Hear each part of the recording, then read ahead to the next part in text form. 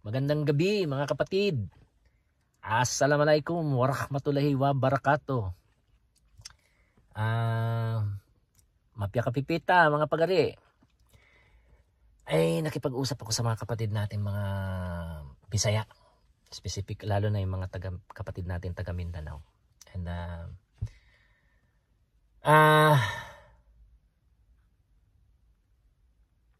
mahigit sang oras yun, so parang wala na akong powers. Pero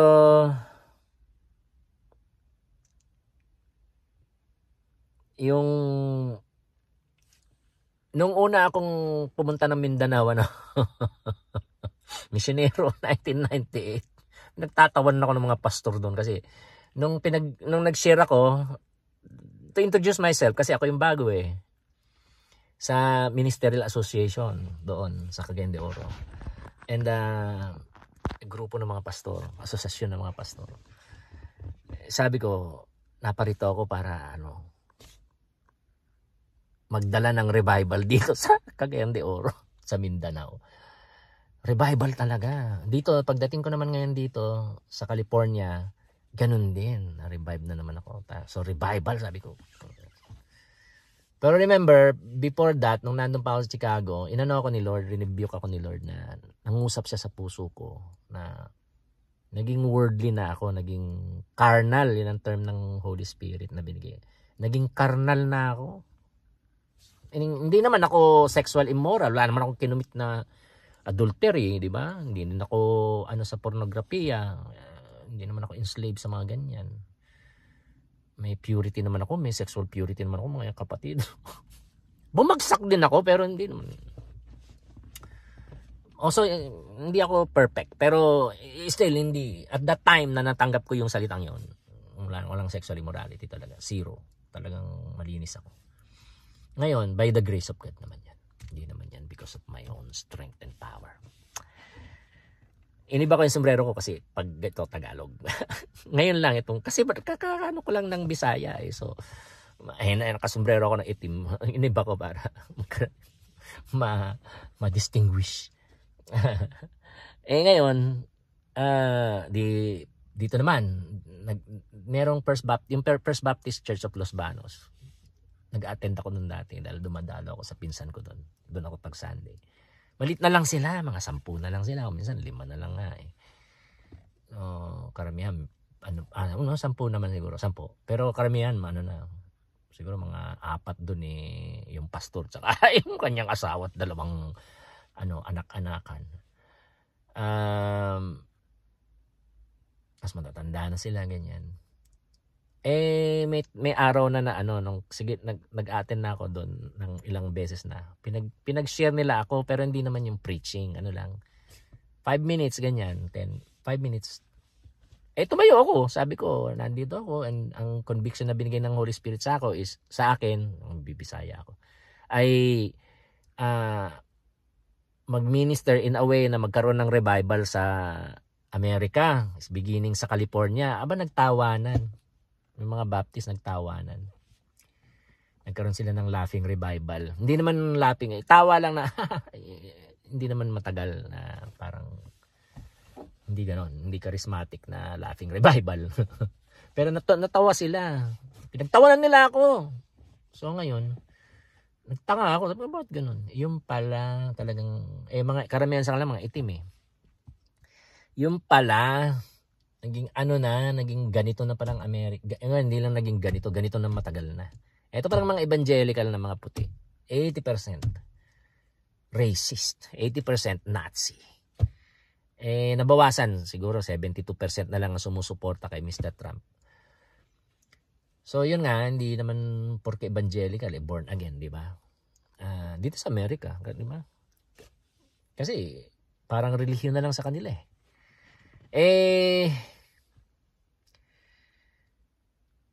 kaya pala na hindi nagkakaroon ng revival. Grabe yung mga budget nila, yung planning nila. Pag nag-church planting sila dito, talaga namang sangkatutak na pera. Pero yun nga ang pag nawalan ng pondo ang mga church dito, magsasara talaga. Nakadepende talaga sa pera ang mga church dito. Nakadepende sa pera ang mga church dito. Nakadepende sa pera ang mga denomination dito. Maraming supported ng Amerika at ng Western countries na mga denomination dyan sa Pilipinas, nakadepende din sa pera ng Amerika. Hindi pwede yun. That is not the way God wants the church to be. So, walang revival, di ba? Talagang professional naman sila. Napaka-professional nila. Every aspect. Kaya lumalago yung church. Pero yun nga, it's not necessarily because of the presence and the working and the ministry, the operations of the Holy Spirit. Pera talaga. Tsaka yung professionalism nila. Meron pang naalala ko, may puti siya, bata pa in the early 30s siya. Mababait naman sila eh. Proper.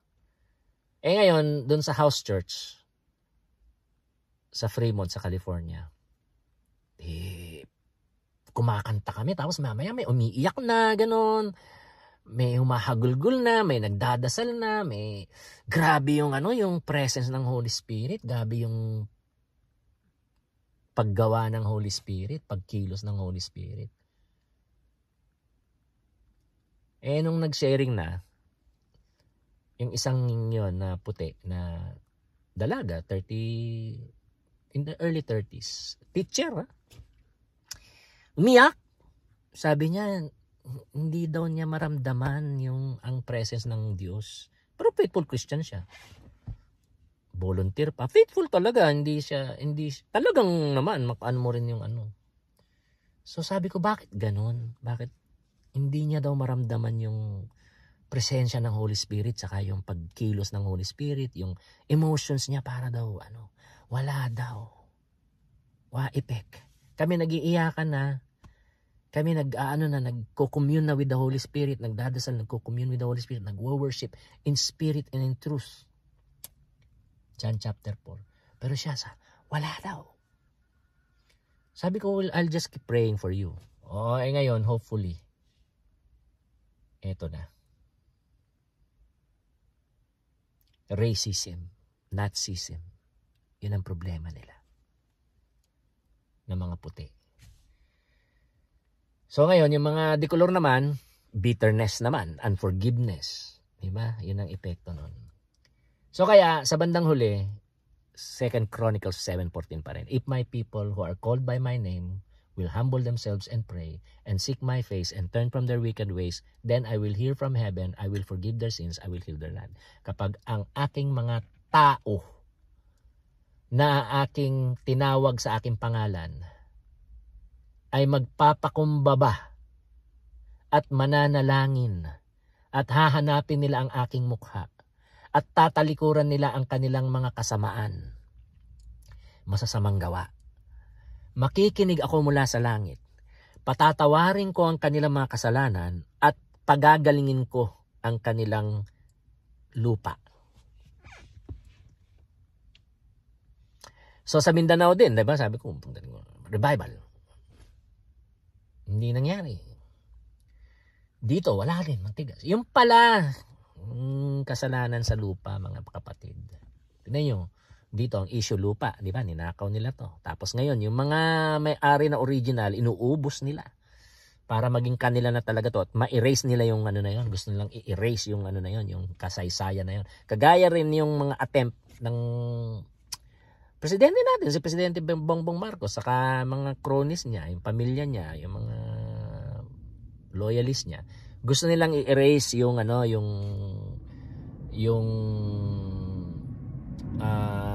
kasaysayan ng martial law. Hindi pwede, di ba? So dito, ganun ginagawa na sa mga Native Americans, sa mga itim. Saka ganun din, mga Mexicans, mga yan. Kaya yung mga Latino, kawawa, sila yung mga inaano sa immigration. Pagdasal niyo rin ako mga kapatid, at patuloy akong proteksyonan ng Panginoon. At talaga naman pinoproteksyonan ako ng Panginoon. By the blood of Jesus, through the angels, and then of course the Holy Spirit. Before nga angels, the blood of Jesus, the Holy Spirit, and then the angels, di ba? Surrounding me. And of course the Word of God, which is the sword of the Spirit. And prayer and fasting. Bible meditation. Tayo protektado. So yun ang kailangan natin. That is how we humble ourselves and pray and seek God's face sa pamamagitan ng pananalangin araw-araw. Pagninilay-nilay sa salita ng Diyos araw-araw. At least twice a week na pag-aayuno, fasting. Kailangan ko rin sabihin sa inyo, no? Prayer, fasting, and Bible meditation are not demonstrations of strength. Prayer, fasting, and Bible meditation are demonstrations of weakness. Ulit. Prayer, fasting, and Bible meditation are not demonstrations of strength. Instead, prayer, fasting, and Bible meditation are demonstrations of weakness. Ibig sabihin, kapag tayo ay nagpa-fasting, kapag tayo nananalangin, kapag tayo ay nagninilay-nilay sa salita ng Diyos, hindi natin ipinapakita na, Lord, tingnan mo, ako nagpa-fasting, nananalangin, nagninilay-nilay sa iyong salita. Ako'y malakas. Mali, ang palpak yun. Effect, no anointing, no revival. Mali. Kaya tayo nagpe-prayer, fasting, tsaka Bible meditation dahil mahina tayo. When we are weak, then we are strong.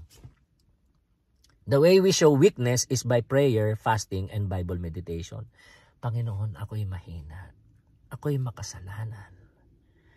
Wala akong kwentang tao talaga, Lord. Ako ang pinakamaliit sa lahat ng maliit. Ako ang pinakamasama sa lahat ng masama. Ako ang pinaka-corrupt sa lahat ng mga corrupt. Ako ang pinaka-immoral sa lahat ng mga immoral. Kasi maaaring hindi mo ginagawa physical, pero alam mo yon sa isip mo, sa puso mo, sa kaluluwa mo. So Lord, hindi ko kaya kung wala ka, Panginoon. Kaya ako'y nananalangin sa iyo, humihingi ng tulong sa iyo, humihingi ng ayuda sa iyo, hinihingi ko ang Espiritu Santo, ang grasya ng Espiritu Santo, ang kapangyarihan ng Espiritu Santo na magbigay sa akin ng kapangyarihan upang ma-overcome ko ang kasalanan at the blood of Jesus, Lord God, and the ministry of Jesus. So, and the love of God, the Father. Inihingi ko sa iyo ito, Lord. So, kaya ako nang nanalangin, aayuno at nag-Bible meditation because kailangan kita, Panginoon. It's a show, it's a demonstration of weakness. Kapag ganyan, talagang magkaka-revival, di ba? So that is how we show, we do yung humble ourselves, pray, and seek God's face. We do it through fasting, humble prayer, and humble Bible meditation. Yan, humble. And then, turn from our wicked ways. Di ba? Talikuran natin ang ating masasamang mga pamamaraan at mga gawain. Yun yung repentance. And then God will heal our land. God will hear from heaven, forgive our sins, and heal our land. Amen? Ang problema pa, yung sa land grabbing dyan, saka mga genocide na nangyari sa nakaraan, yung paniniil at saka pang-aapi sa mga lumad, sa mga Muslim, sa mga tribo, sa mga natibo na mga Pilipino, sa mga Ita, mga Mangyan, mga Igorot, mga Ifugao, mga Muslim, mga lumad, mga Manobo, etc., mga kapatid. Lalo na sa Mindanao. And ito, climate change, more than 2,000 ang namatay sa heat waves sa Europe from April to June. Tapos ngayon dito, 170 plus ang patay sa Texas, tapos 190 plus ang missing. And then may mga famine, maraming mga kapatid, mga earthquake, ang dami talagang yung climate change talagang naging totoo talaga siya. So we need prayer and fasting and Bible meditation. Okay? Prayer every day, Bible meditation every day, and fasting at least twice a week. And then yung tatlong technology, electric vehicles, clean energy at saka artificial intelligence. Number one ng US sa tatlong yan dati ha. Ngayon ang nangyari ganito. Sa electric vehicle wala na, China na ang number 1, number 2 na lang ang US. Sa clean energy, number 1 na ang China. Sa AI, thank God, salamat sa Diyos. Number 1 pa rin ang US, pero tuloy-tuloy ang pag-abante ng pag-asenso, pag-unlad ng China sa AI. So delikado mga kapatid. Ito na talaga time seryoso, araw-araw na pananalangin, araw-araw na pagbabasa at pagninilay-nilay sa salita ng Diyos, at araw-araw na at least twice a week na pagpa-fasting. Fasting is you skip a meal, pwede ring the whole day kung gusto mo. Kung hindi kaya, skip a meal. Kung hindi pa talaga kaya, parang na kay Daniel, vegetables only. Kung hindi ka kakain ng karne, vegetables only. Pero ito na seryoso. Meron yung The Fast That God Has Chosen na libro.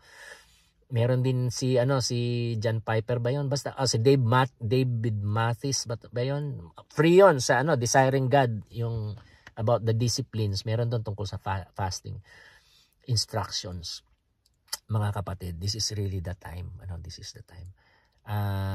And then dito ipanalangin natin dyan sa atin, siyempre yung mga natin, from the president to the vice president, yung righteousness / justice sa Pilipinas. Dito rin pag-pray natin na sana born again yung mga balik tayo kay born again si Presidente Bongbong Marcos at ang kanyang pamilya, Marcos saka Romualdez family. Ganun din ang mga Duterte, di ba? And then sila Senator Bato, mga senador, senadora, mga congresspersons, etc. etc. Dito rin sana ma-born again si Trump, si J.D. Vance, etc. Lahat sila. Kung hindi sana ma-impeach si President Trump, di ba? Kung hindi siya magsisisi at hindi siya magre-repent. Okay? Father, we sinusuko namin uli ang aming buong buhay sa iyo, Panginoon. Ang aming buong mga pamilya, ang aming buong mga tribo, komunidad, bayan, municipality, syudad, lungsod, probinsya, rehiyon, bansa. Sinusuko namin sa iyo ang lahat ng bansa sa buong mundo.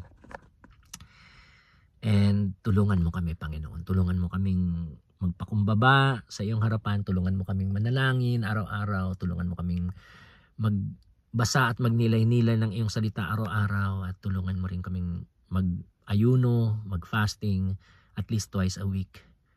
Dahil kailangan ka namin, Lord, and kailangan namin na iligtas mo kami sa pananakop ng China, iligtas mo kami sa mga masasamang tao, yung buong mundo magkaroon ng security, itong Amerika magkaroon ng seguridad, magkaroon ng revival dito, magkaroon ng revival sa Pilipinas, magkaroon ng revival sa bawat bansa ng buong mundo, Panginoon, in the name of Jesus. At umusad talaga ang Great Commission, Lord God. Oh Lord Jesus, that there will be an outpouring of the Holy Spirit, Lord God, all over the world in the name of Jesus. In the name of Jesus, the fire of the Holy Spirit upon every heart in the name of Jesus. In the name of Jesus. Yung mga may addiction, Lord, palayain mo sila sa pangalan ng Panginoong Kristo. Lord, in the name of Jesus, Lord God, set the captives free, Lord God, in the name of Jesus. Yung mga inaabuso, mga babae, Lord God, mga asawang na inaabuso, pwede rin lalaki mga inaabuso, in the name of Jesus, Lord, there will be freedom and healing in the name of Jesus, Lord God, in the name of Jesus. And we pray for breakthrough, Lord, sa mga pinapanalangin namin. We pray for provision, Lord God, in the name of Jesus, the work of the Holy Spirit upon us all. Ang gobyerno ng Pilipinas, pinapanalangin namin sa iyo na there will be justice and righteousness. We remember that diakusune sa New Testament, especially sa Romans at Galatians, means justice and righteousness, Lord. Both justice and righteousness. Husto, husto, and righteous, tama. Husto at tama, Lord God. Justice and righteousness, Lord God. Yun ang pinapanalangin namin, Lord.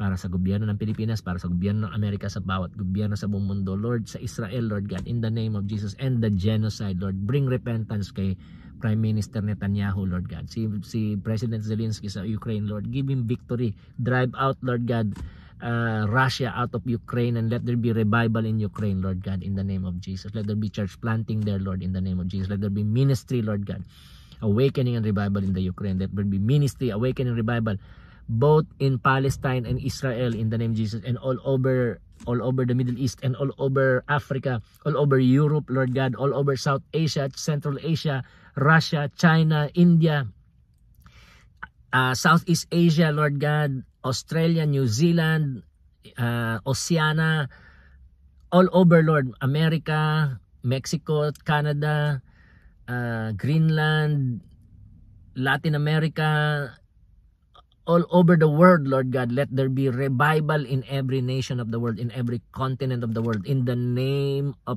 Jesus, Lord God, in the name of Jesus. Salamat po. Lord, we lift you up, we praise you, we thank you. Be glorified in all the earth, in Jesus' name. Amen and amen.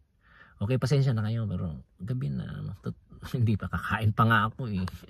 Tapos, marami akong gagawin bukas. Okay, I love you all. God bless you. Bye-bye.